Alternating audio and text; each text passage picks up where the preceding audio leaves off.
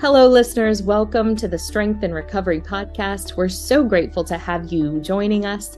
And we are joined by today's guest, Katie Hall. And Katie is an alumnus of our Bracebridge Hall location, which is in Earlville, Maryland, a gorgeous facility, and just a real amazing place, isn't it? Don't you think? So beautiful. Can you tell us where is Earlville, Maryland? So Earlville is in the middle of nowhere. It's in Cecil County, Maryland. I actually lived in Earlville for a period of time, and I didn't know RCA was there. I lived in Middletown, Delaware when I got sober, so that was an appeal because it was close to home, and I transferred to RCA from the hospital. I didn't plan on getting sober, so I kind of walked in with the clothes on my back and needed to be able to be close to home so people could bring me stuff.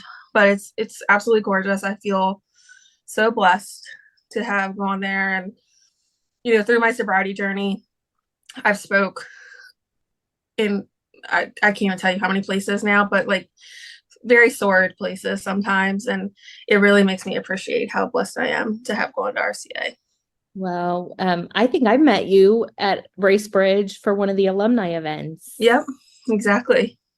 And we do try to get out there. I love when we get to have events on the property because it's just a gorgeous setting. And so I know everybody always thinks that you work there because you're there so much. Right. So tell us, how much, you serve, you want to give back, right? And so how has that been part of your recovery? My sponsor really drives home the 12 steps. She drives home all the steps, but I think a lot of people get to their 12 step and then they're just like, I'm not ready, and what she always tells me is like, you weren't ready to drink either, but like get out there and, do your thing. So, 90 days sober, I had my first sponsee, and I'm terrified, right? And she's saying to me, like, I know you don't know what you're doing. You don't know what you're doing, but the person that you're reading that book to doesn't know that you don't know what you're doing, right? And you're reading a book to somebody that you didn't write. Your highlights aren't original, and you're just telling them about your experience. And eventually that led to speaking commitments, and eventually that led to board commitments and every other type of commitment. One of my favorite things in the entire world is cooking.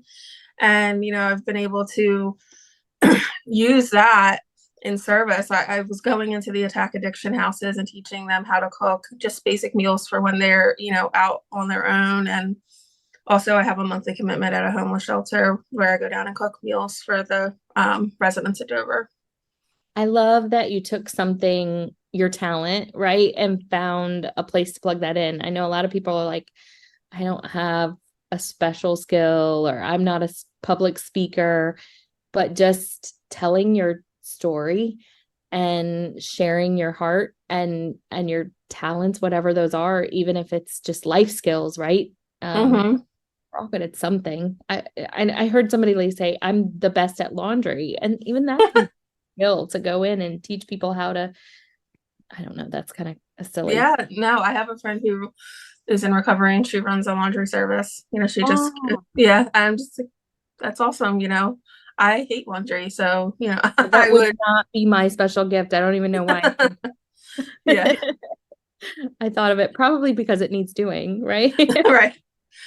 I read something that said, it is your responsibility to do your family's laundry, not to make sure there is no laundry. And I was like, Oh, that's a good one. yeah. Yeah, I like that. Um, why don't you take us back? What was life like before recovery?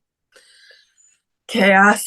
Um, you know, I'm the child of an alcoholic as well. And unfortunately, my mom died in active addiction.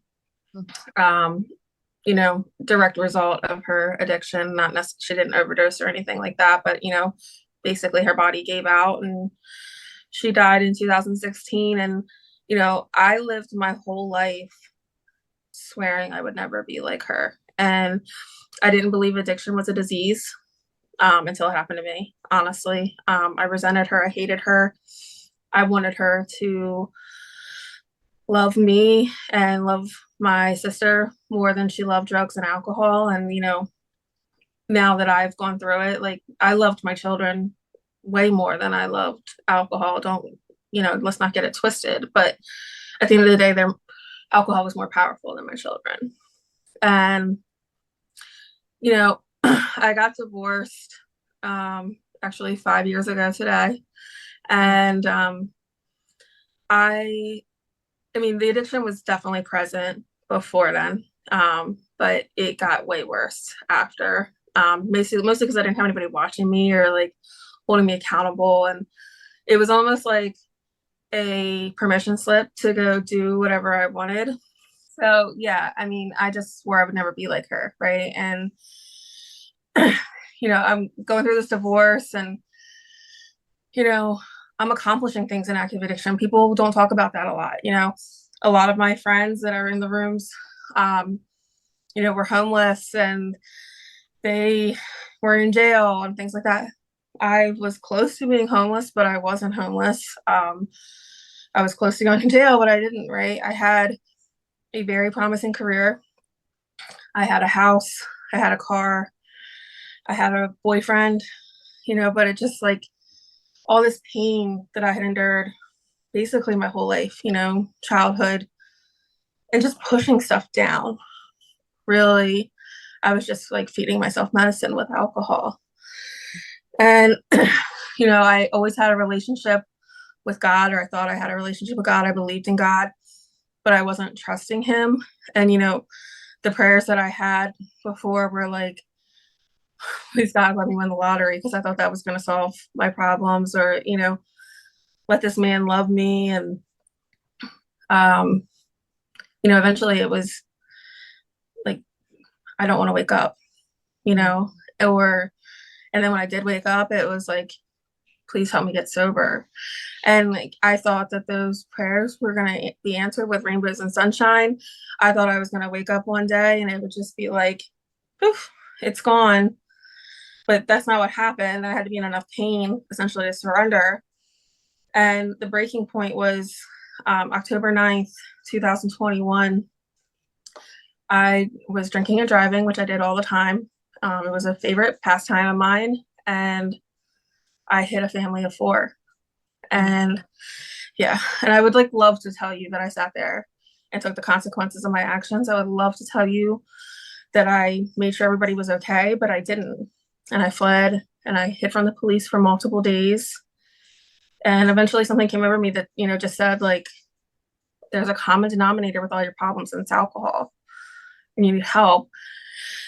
And, I was Facebook friends with Vince before I got sober. I don't know how we knew each other. I don't think we even did know each other, but we grew up in the same area and it's very small. So we have a lot of mutual friends. And Vince is our alumni coordinator. He helps a ton of people get into treatment, alums, if they, need to engage services again, or just anyone, loved ones, family, friends. He helps them find care. So he's just an amazing human, right? Oh my gosh. He went from, a Facebook friend to a mentor. I credit him a lot because I saw how much he did recover out loud, and I wanted what he had. And actually, one of the main reasons I decided to go to RCA is because I thought he went there. That's where he got sober. Anyway, I ended up there after like a 5 or 6 day stay in the hospital. Did you call Vince? Did he help you? He did. Yeah. It was him and two other men that I knew that were sober that I was like communicating with constantly. And I only went to the hospital first because I tried to get into another facility. And, this was kind of like at the end ish, or the height of COVID, I should say. And the other facility wouldn't take me because they didn't have a bed. And they let me leave and drive drunk to the hospital, Ooh. which is like insane to me, you know? So yeah, I ended up at RCA, and, I just remember just being completely hopeless. but willing at the same time. Like I just wanted to feel better and I wanted my children to have a different life than I had. And I didn't want them to deal with, you know, growing up the way that I did. And they were 4 when I have twins. So they were 4 when I got sober. And I just thank God every day that like, hopefully by the grace of God, you know, that they will never remember that life. Mhm. So And they're going to have a lot of new memories with mom. yeah, for sure. Absolutely. Mm-hmm. So what was that like stepping into treatment for the first time? Terrifying. Like I didn't know what to expect. Um, you know, I didn't know. I didn't know, right? Like I saw the pamphlet when I was in detox at the hospital. And it looked like a very fancy place. So I was just like, oh, this is gonna be luxurious. And it was. Don't get me wrong. I tell people all the time, like, this is way nicer than, you know, some of the other facilities that we have in the area. When I bring people down to speak, they're just like, oh my gosh, I should be wearing a ball gown coming to this place, you know. But it was after like the first day, I was fine, Yeah. you know. I had some amazing 12-step coaches along the way. One who no longer works there, but coincidentally, we're in the same home group now. And she actually introduced me to my sponsor, and that's, you know, where life took off, right? And while I was there, people thought I worked there then too, Yeah. which was makes me laugh. But I have a very corporate job, so I'm very good at networking and things like that. So I think I was just like introducing myself constantly to the newcomer and You have a presence about you. You're with the mostest for sure. yes, something like that. And you know, I went to group and I went to every group, and there was rarely a time that I sat in my room and, you know, there was, of course, there was moments, you know, I'm a big football fan and it was the middle of football season. So sometimes I'd run back to my room to check the score on the game or something like that. But yeah, I took it really seriously. And like, I joke when I say this, but I'm like, if you had told me to stare at the wall, rub a grapefruit on my butt, and sing Bohemian Rhapsody at the same time, and that would have kept me sober, like that's what I would have done. Like, It's it's that just the gift of desperation, right? absolutely, yeah. That's and thank God for that. Like every day, I thank God for that because I see so many people that don't come back from this. And you know, one of the things that they told me when I was in there is get yourself a black dress because you're gonna need it. Oh, And it's been painstakingly true. I'll have 2 years next Friday. So it's just like, I mean, Monday I went on a 12-step call for somebody I used to sponsor, and we had to call the paramedics. mm. And it's just, it's heartbreaking. And, you know, I know we're not going to save the world. And I know that I'm not even going to save the city of Wilmington. I know that. But, you know, I feel responsible because as an alcoholic, like, who is at the lowest part of their life? Um, you know, I'm responsible for that. And I have this unique qualification to be able to help other people who are just like me. Do you think there's something about the combination of, and I think what I'm hearing you say, it was desperation, but then also surrender. Absolutely. Oh, yeah. That's what I consider walking into the hospital my moment of surrender, where I was just so beaten, spiritually bankrupt. And I was just like, I can't do this anymore. Like, I cannot live like this anymore. I was literally about to lose everything. I mean, and I did end up losing most things. But I've gotten them back over the past 2 years Can through you talk lots of, about that a little bit? yeah, sure.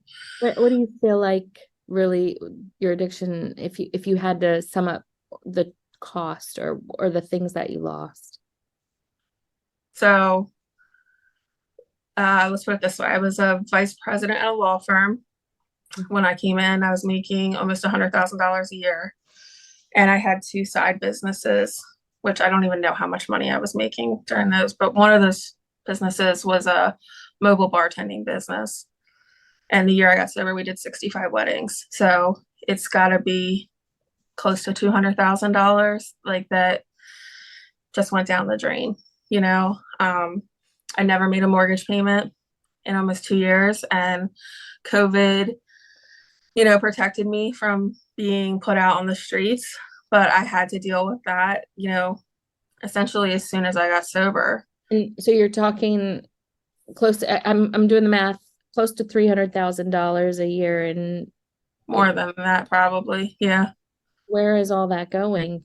Simply alcohol spending, right? Like just ludicrous spending. sometimes I can't goes along with right. Yeah. I control. can't I there's no way I spent that much on just booze. Obviously, I had to pay for gas and daycare and clothes and things like that. But like we were talking about laundry, I didn't even do laundry for like 6 months because I was just so like low and depressed. And I would just go and buy new clothes all the time for myself and my kids, Wow. which is it's insane. Yeah. It is. Sometimes I still have those tendencies where I'm like, I'll just go buy them a new outfit or something like that. And then I'm like, no, like, and that's what the steps and spiritual solution like brings me back to. It brings me back to like moments of clarity where it's like you can do these things now, and like you don't have to live like that anymore. I think that I wrote in my journal this week, I think we all face hard things, right? And like just understanding we have the capacity to do hard things, right? Right. And face, I mean, it's tough. And sometimes you have to talk yourself into it. But there are moments when we just have to kind of look ourselves in the mirror and encourage ourselves that we do have those capabilities. Absolutely. Yeah, I absolutely agree with that. Like it's, you know, there's nothing that I haven't been able to face so far. There's the obsession of drinking is removed from me.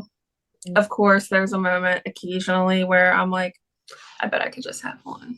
And then I'm like, no, you can't. You have proven time and time again. That was the obsession for me. It wasn't like, let's get drunk every day. It was like, I'm just going to have one. And I would joke, and I still see sometimes when I tell my story, I say this, but I used to joke that there was a magnet on the front of my car because the bar was at the front of my neighborhood. And I had to go past it no matter what. Some people, when I was trying to get sober by myself, they would say, just don't go in that entrance. Well, I have to go past it no matter what. And I would be like, you're not going to go today. You're not going to go today. You're not going to go today. And I would be like, whoop. And I would park, and then I would be in the spot and be like, you're just going to have one. Right. And about 6 doubles later, I'd be like, this is getting a little expensive. I should go over to the liquor store. And I used to buy airplane bottles because to me, that's how I controlled my drinking. And even the people at the liquor store would be like, why don't you just buy a handle? And I'd be like, oh, I'm controlling it. Like, that's delusion. That's like true delusion. And that's what I try to explain to people all the time. And it's funny when I tell that part of my story, a lot of times at Bracebridge, people just laugh because they're like, I did that too, and there is a levity to all of this, right? Like that's the beauty of recovery is that we can joke about this stuff and see how crazy we were. And, that's where I relate to a lot of my friends because I am pretty much a purist alcoholic. I didn't do hard drugs or anything like that, but my friends did. And they will compare stories, and it's even though the drug of choice is different, the stories are all the same. It's that compulsion. Right. Disease. Yep, exactly. And how it affects the brain and understanding that chemistry. And it's part of what treatment does, right? Is working with the therapist, working with the medical staff to understand, oh, I have altered my brain in such a way, or through genetics, there's components, right? And just that understanding alone gives you a sense of autonomy back. Absolutely, for sure. For sure. So you're suffering this financial strain, things Right. building up. Yep. Um, what other things would you say were there relationships you were losing at this time as well? Yeah, I mean, I was in a long-term relationship at the end of my addiction. He tried to call me out multiple times. I lied about it. Of course, I would pretend like I was sober. So, like, if we went out, I would drink NA beer at the bar, but like then I would go into the bathroom and have the airplane bottles in my purse, and kept a bottle of mouthwash in my car and a toothbrush because I didn't want anybody to smell the whiskey on my breath. And I really loved him, but at the same time, like, knew that we weren't on the same page as to where the trajectory of our relationship was going. And just like the resentment and bitterness just like Mhm. built up. But again, I was just like pushing it down. So like that night that I got into that car accident is the night we actually broke up. And I was like going to confront him. And then I, decided I shouldn't be doing that. And when I turned around, I hit the family. So then I'm facing legal consequences too, right? Like I know the police are looking for me. I knew if and when they got me, I was going to lose custody of my children because my ex-husband was already suspicious that, I'd been having that the addiction had gotten way worse since we had been divorced. Um, I was on short-term disability because I had broken my ankle 2 months before. I was not drunk when I broke it, and I always feel the need to tell everybody that. It's But okay. yeah, they assume because I fell down my stairs. So like I understand why people assume that. But um, I had been on short-term disability for like 2 months at that point. I knew if I went to rehab that like that was going to extend it even longer. I was also not getting paid, even though I was supposed to, like, just fighting with the insurance company to pay me, and those things get delayed. And I was just terrified. Mhm. Like, no, there's no other way to describe it besides complete terror. Um, as I've learned through the steps and, working with a sponsor is that God puts you where he needs you. And God won't put you through anything that you can't get through. And now I have a greater appreciation for all of those things, for Yeah. sure. Now, did the legal consequences catch up with you with the car?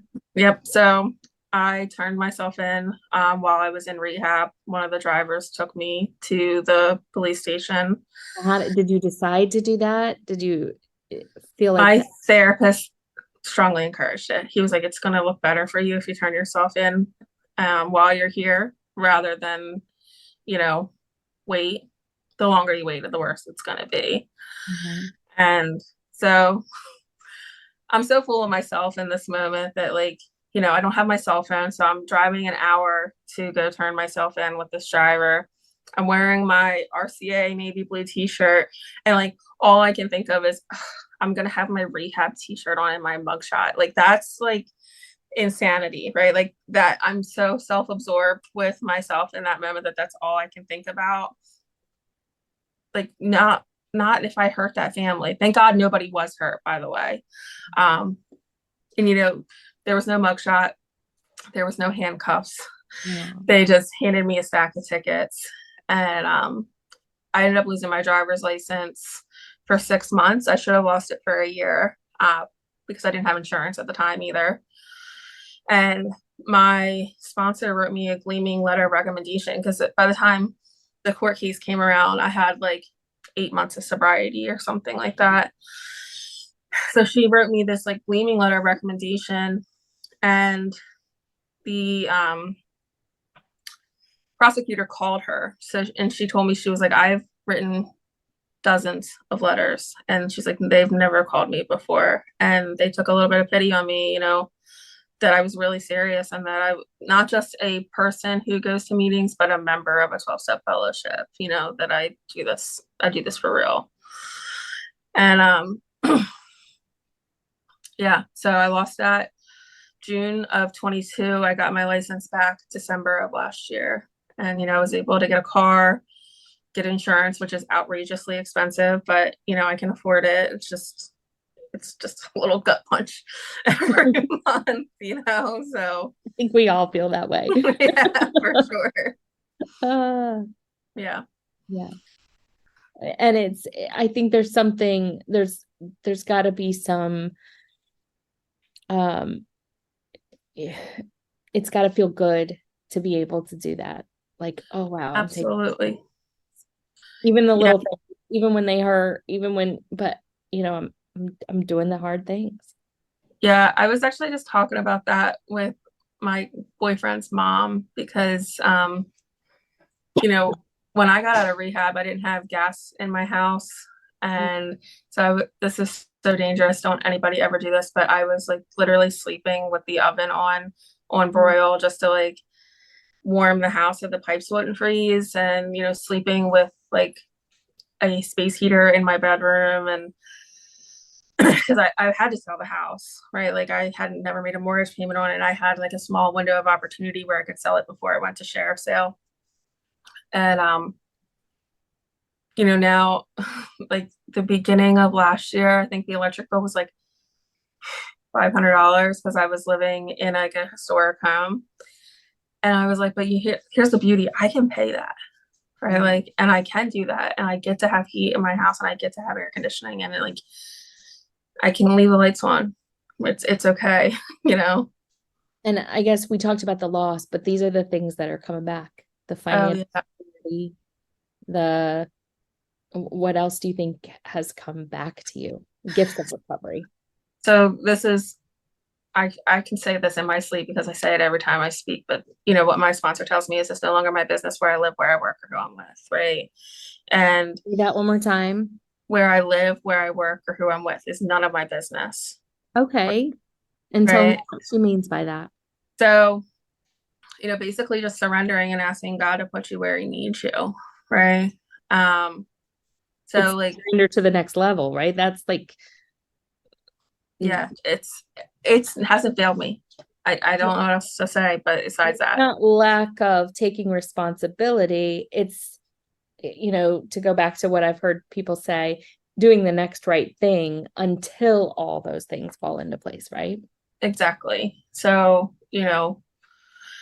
I needed a place to live, and I knew I was going to lose my driver's license. So, I work in the financial industry. So, if anybody doesn't know, almost all the banks are in Wilmington, and I needed to basically move to Wilmington to be able to afford to Uber around and get around. And I went and looked at this house, and I know nothing about Wilmington at this time. And I was like asking people, like, is this a nice area? That type of thing. And I went and looked at this house, and like I think I had 60 days of sobriety at the time, and my credit score was like 419. It was like really bad. And basically I just wrote a letter and like asked them to take pity on me, and they did. And they only took pity on me because um their son was one of us, and he was not sober at the time. I would challenge the word pity. They took a chance, right? Yeah, Maybe, but I wouldn't say pity. they definitely took a chance. They're giving grace. Right. And I moved in February of 2022. I sold my house 9 days before it went to sheriff's sale. And I only was able to sell it because like God showed up through my realtor that day, and he decided not to take a commission. So I walked away. Like, I didn't make any money, which I didn't deserve to make any money because I never made a mortgage payment, but I also didn't owe any money. Mhm. And then after I got my driver's license back, and I got a car, I was like, I don't really need to live in the city anymore. And I loved living in the city, don't get me wrong, but not paying city tax and not living in a row house was pretty appealing, like living in the suburbs. Plus, I knew that it would be more appealing for my ex-husband to give my children back if I had a yard and like a place for them to play.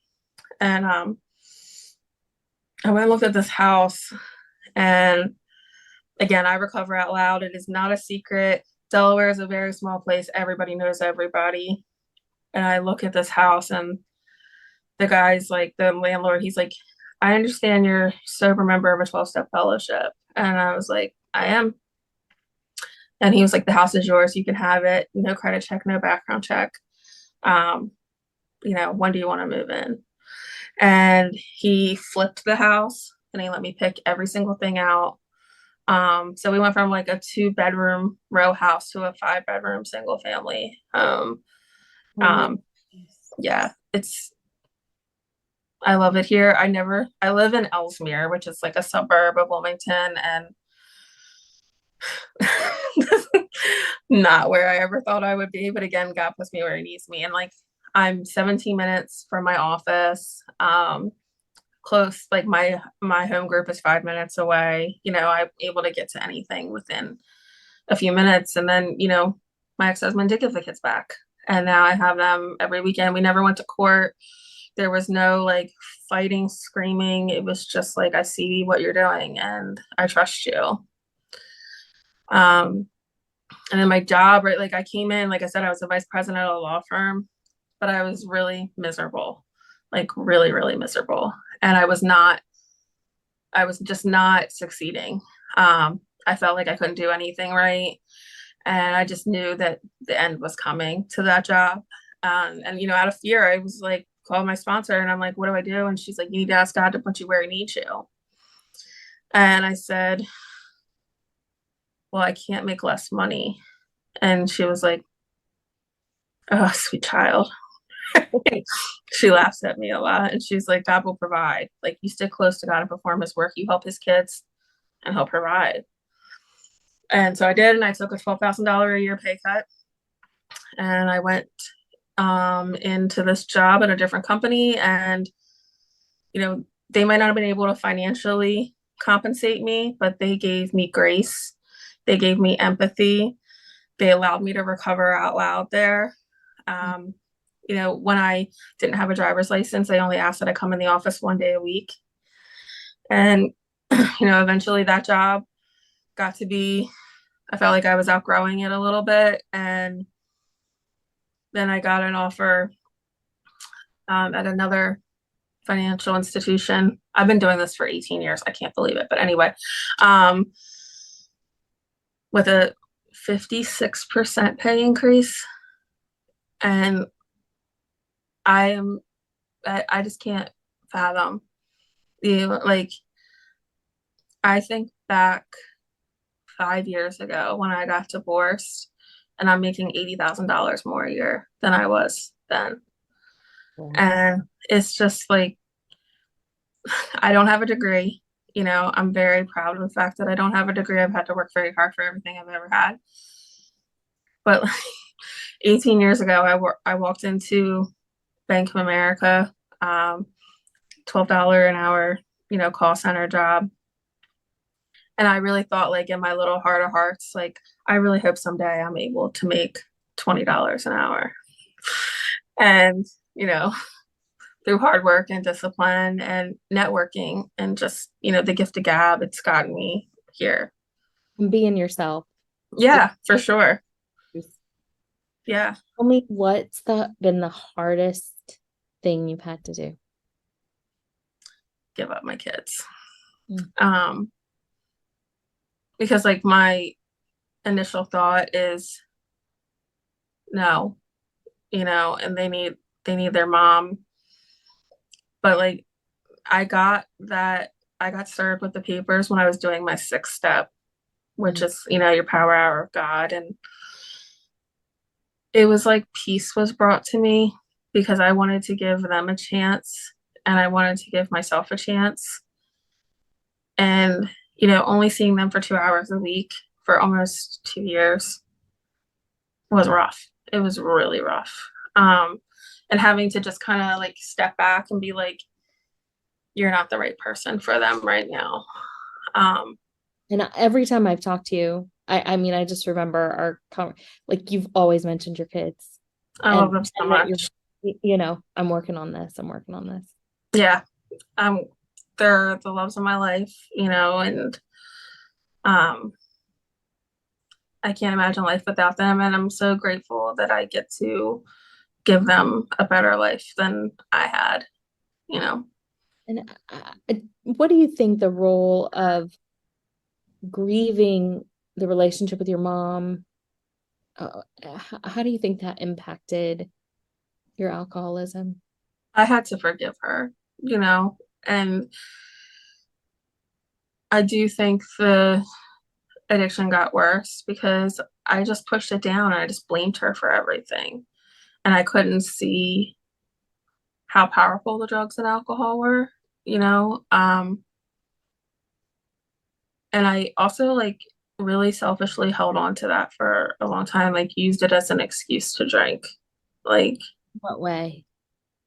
just being like it would be the anniversary of her death or her birthday. And I'd be like, well, might as well get drunk today. And like that's crazy. She died because of a direct result of her addiction, and here I am drinking, you know? Um, And it's really the pain. You it were is. feeling the pain. Yeah, it's the pain of, what could have been, you know, we never had a great relationship because of it. I loved her very much and I still do, and I can recognize now that how hard that must have been and You also give her grace yeah. too. You have 10 sponsees, you said. Yeah. I don't even know how many. I need to sit And, down and calculate something like that. and I'm sure you've had more through this Yeah, process. I'm sure you've helped others through that grief journey and through similar relationships with their parents. definitely. What's your, how do you help them? What do you say? I just, most of the time, if I have a sponsee who has a parent that's passed, I have them write an amends letter to their parents. That's what I did. I took it to my mom's grave and I talked to her, and it was one of the hardest amends I had to A make. lot of people would say, well, why did you owe her amends? She was the alcoholic. She didn't, she wasn't maybe a traditional mother to you. Like, Right. Well, I was mean to her because of her addiction, I stopped talking to her for the first or the last year of her life, never gave her an explanation. There was never a goodbye. Um, you did this, like giving her justification. I just essentially ghosted her. mm, And really, something that I heard somebody say about they had a parent who was an alcoholic or an addict. They were like, did you ever ask them the way that they grew up? oh, that's good.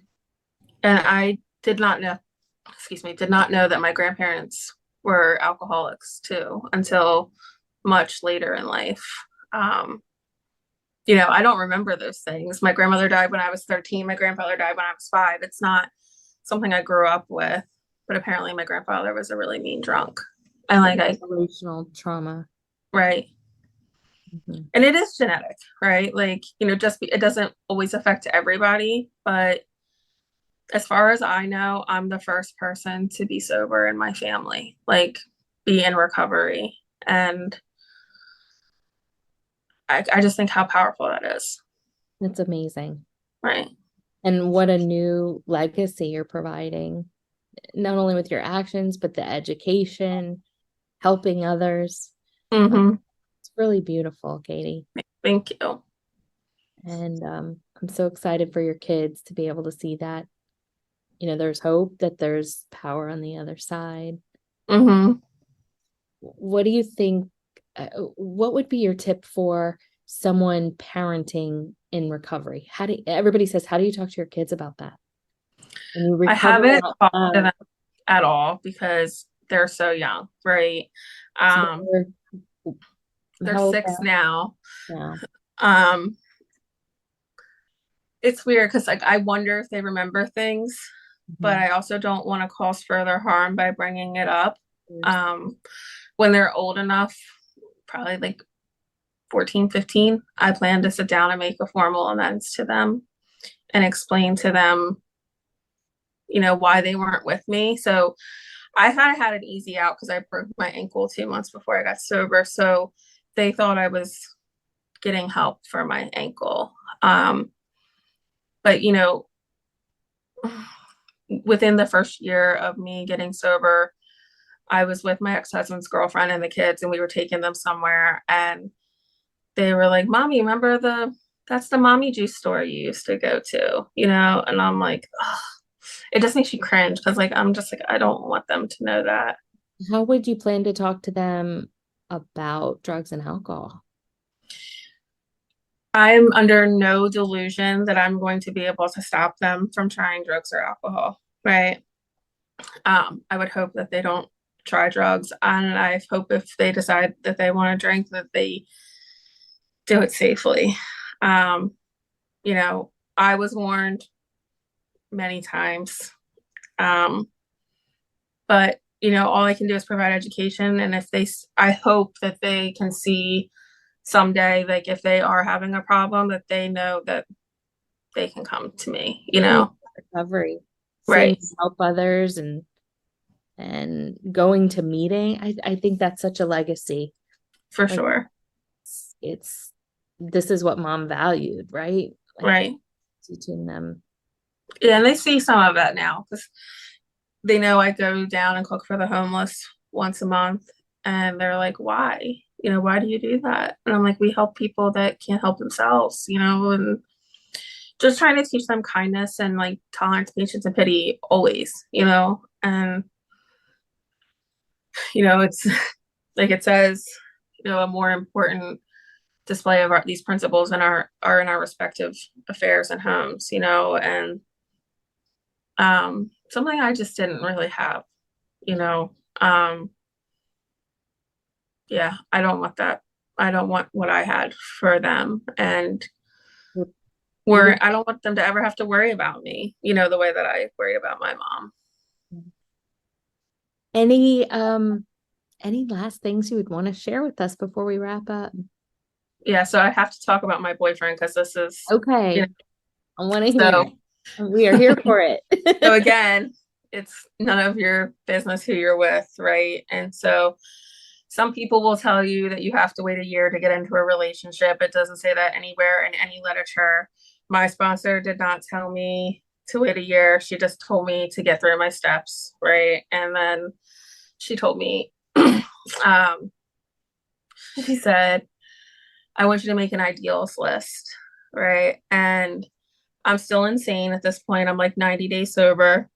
And my ideals list was 6'5", drives a truck, has tattoos, red hair, and likes the Philadelphia Eagles, right?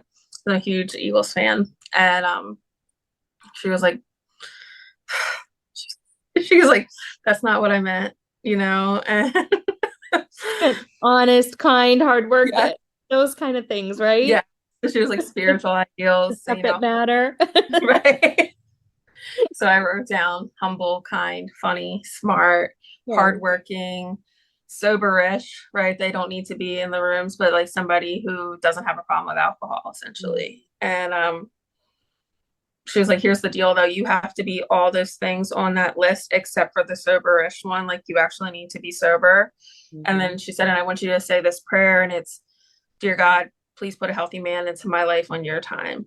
Right. And that's what I did. And I met him like 2 weeks later. And we closed down the restaurant the first night, but like he didn't kiss me on our first date. And I was just like, he must not really like me, right? But I wasn't like used to being respected, really. And he moved in like 2 months later, and we've been together ever since. And I just like think back. I want to know, was he 6'5"? Did he Nope. have red hair? He's not 6'5". He doesn't drive a truck. He doesn't have any tattoos.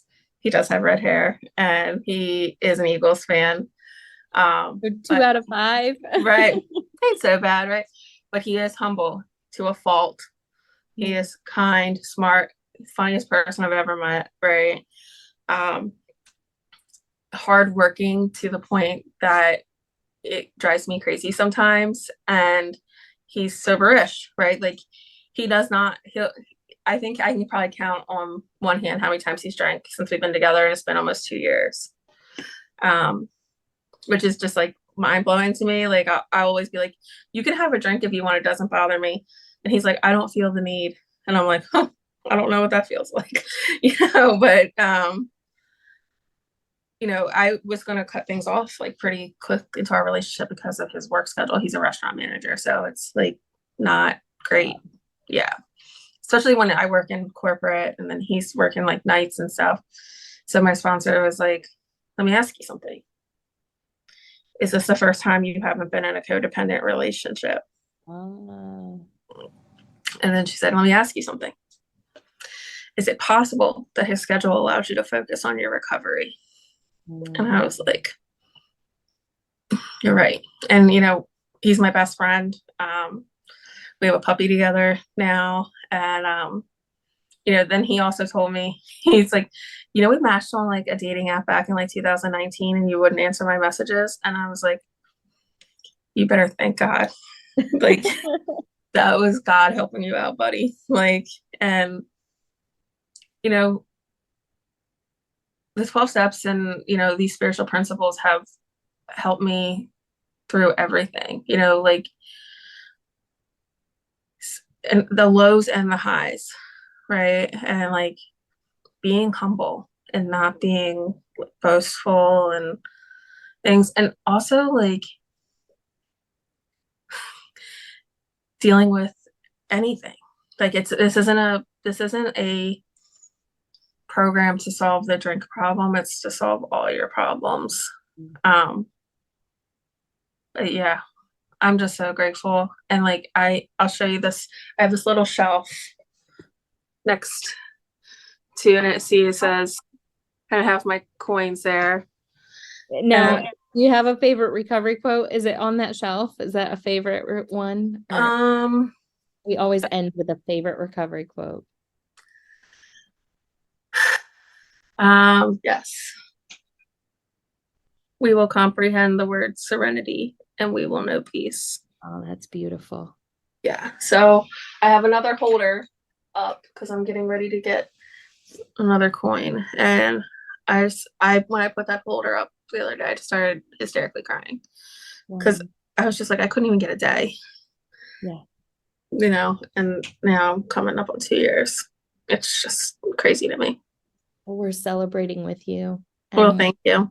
Your accomplishments. And thank you so much for your service. Absolutely. Back in speaking to our patients, being part of the alumni, it really, it helps to see alums at all stages in the journey, right? Like sometimes when looking at somebody who's got 2 years seems so unattainable. And so having somebody who's just in the beginning stages, it's important to see that. But then it's also important to see people coming back into life and putting all the pieces back together and what that looks like too. So thank you so much. Absolutely. It's an honor and a privilege, honestly. And I'm so grateful for RCA and for all of you, and especially Vince. It's a privilege. It's a privilege to do what we do. Yeah. Ladies and gentlemen, thank you so much for listening today. If you or someone you know needs help, please reach out to one of our alumni coordinators. They can help our alums or anyone you know who just needs to talk to somebody and talk about getting help. Call 1-833-RCA-ALUM or go onto our website, rcaalumni.com. We have over 130 support group meetings a month that you can be a part of. You don't have to be affiliated with RCA to join one of those support groups, and we would love to see you and help you learn more about recovery. Thank you. Have a great day.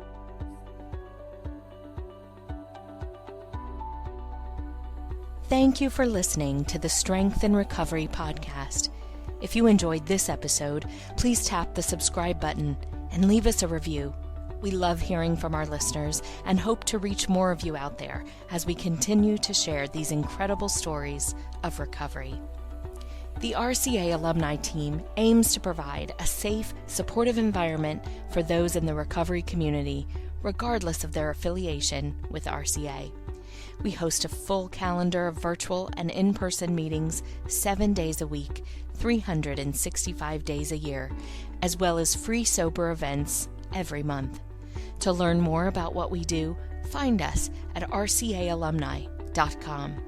Remember, if you or a loved one is struggling with addiction, pick up the phone and dial 1-833-RCA-ALUM. Help is available 24/7. Listen to another episode now or join us next time for the Strength in Recovery podcast.